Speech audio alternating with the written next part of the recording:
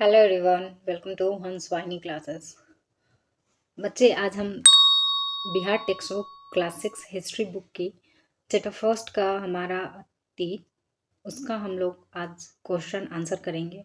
हमारे अतीत chapter first से जितने भी क्वेश्चन आंसर बन सकते थे उसको मैंने कवर करने की कोशिश की है। तो चलिए आइए देखते हैं। क्वेश्चन फर्स्ट, इतिहास का मुख्य उद्देश्य क्या है? इतिहास का मुख्य उद्देश्य भविष्य को जानना है, अतीत को समझना है, वर्तमान को समझना या समाज का निर्माण करना है। तो इसका आंसर हो जाएगा, इतिहास का मुख्य उद्देश्य अतीत को समझना है। आंसर बी हो जाएगा, अतीत को समझना। आगे देखते हैं, इतिहास को मानव समाज की किससे तुलना की गई है? इतिहास को मानव समाज की स्मृति, पुस्तक, ज्ञान या धर्म, किससे तुलना की गई? तो इतिहास को हम मानव समाज की स्मृति से तुलना करते हैं। ठीक है, मानव समाज की स्मृति से हम इतिहास की तुलना करते हैं। अगर कोई समाज अपने इतिहास को नहीं जानता तो उसकी स्थिति कैसी होगी?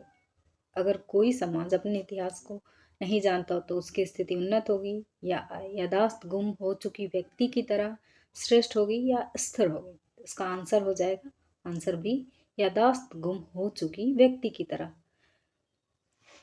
अगर कोई मनुष्य अपने अतीत को नहीं जानता, वो अपने बारे में, अपने पास्ट को नहीं जानता, तो उसी के जैसे हो जाएगी अगर कोई समाज अपने इतिहास को नहीं जानता है। ठीक है, मानव को किस प्रकार का प्राणी कहा गया है? मानव को सामाजिक प्राणी कहते हैं।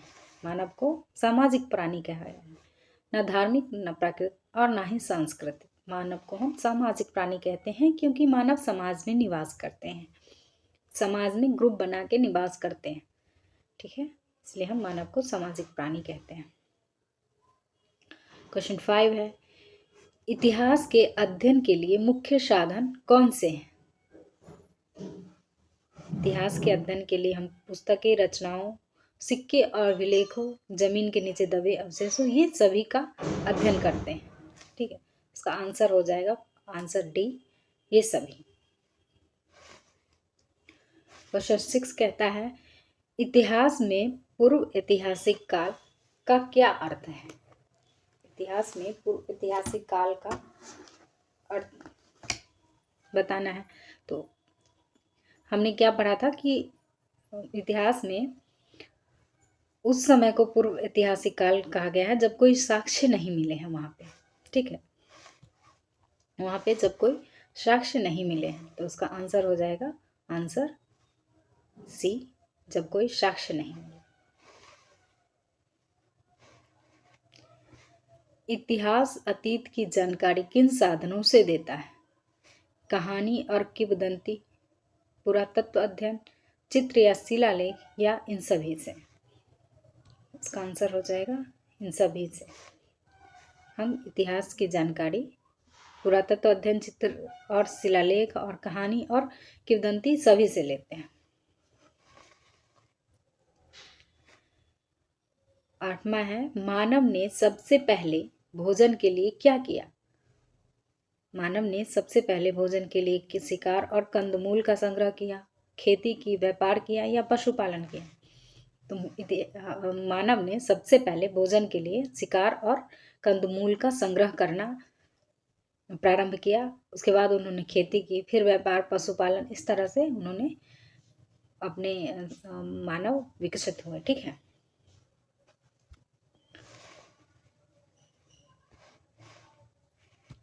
अगला क्वेश्चन है कि सभ्यता का विकास मुख्यतः कहाँ पे हुआ? तो हमने पढ़ा है कि सभ्यता का विकास मुख्यतः नदी घाटियों में हुआ है। आंसर बी होगा, नदी घाटियों में। और क्यों हुआ है ये भी हमने पढ़ा है कि वहाँ पे जल की सुविधा थी। ठीक है, वहाँ पे व्यापार करना आसान था, और क्या वहाँ पे उपजाऊ भूमि थी। उपजाऊ भूमि के वजह से भी जितनी भी सभ्यता या खाने पीने की सुविधा या रहने का जो भी साधन है वो नदी घाटियों के किनारे, अभी भी जो सभ्यता है वो सबसे ज़्यादा नदी घाटी के किनारे ही डेंस्ड इलाके होते हैं। ठीक है, तो नदी घाटी इसका आंसर हो जाएगा।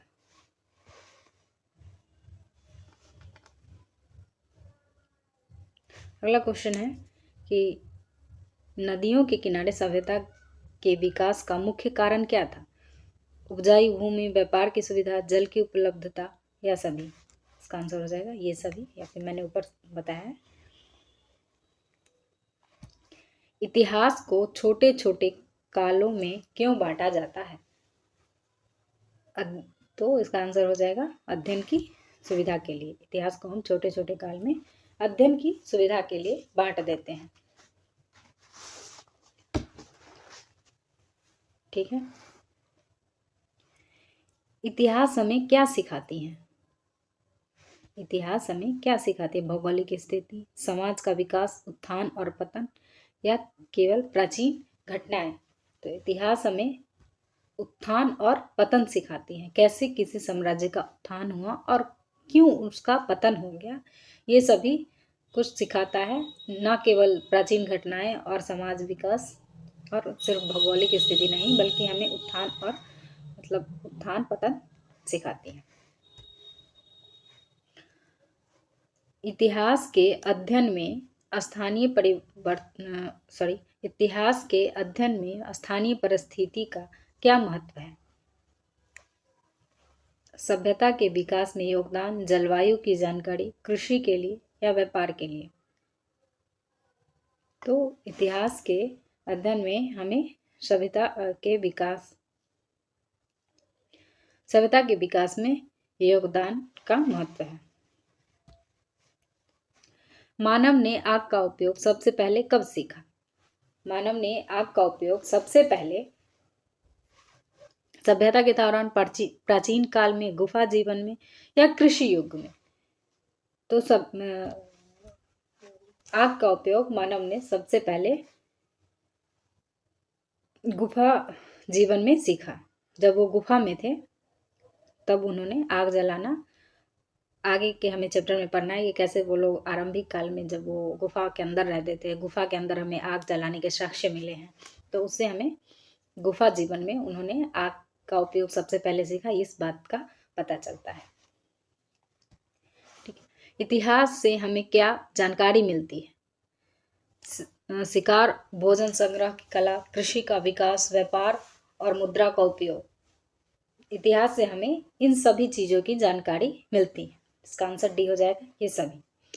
मनुष्य ने सबसे पहले कौन से औजार बनाए? सबसे पहले लोहे के औजार, तांबे के औजार, कांसे के औजार या पत्थर के औजार? तो इसका आंसर हो जाएगा आंसर डी, पत्थर के औजार। ठीक है,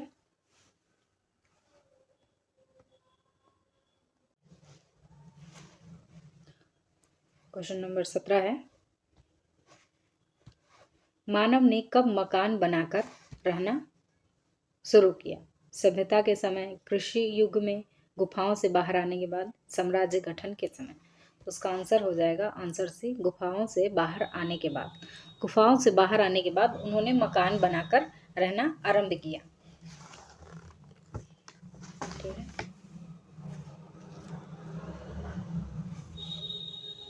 मानव ने सबसे पहले क्या सीखा?